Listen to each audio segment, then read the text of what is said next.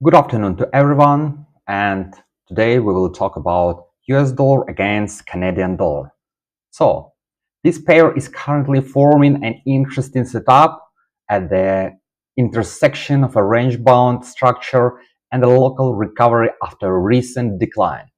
From a broader perspective, the market continues to trade within a range after pulling back from the upper boundary near 1.40. Price found support in the 1.35-1.36 area, where demand began to emerge. The current upward move looks like a local corrective rebound following the prior bearish impulse.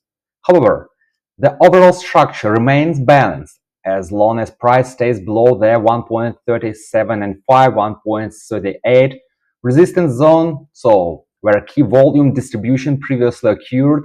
It's too early to talk about a sustainable bullish trend. On the downside, the 1.35 and 1.36 area remains an important support zone. A break below it could bring back downside pressure.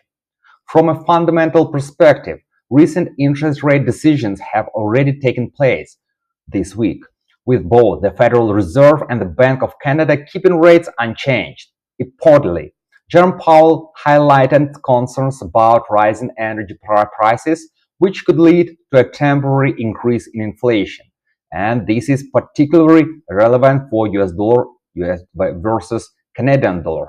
Higher oil prices tend to support the Canadian dollar, while at the same time, rising inflation risks may limit downside potential for the US dollar. Additionally, markets currently expect one more Fed rate cut of around 25 basis points this year, which may create some medium-term pressure on the dollar, although it's not a strong and aggressive easing cycle.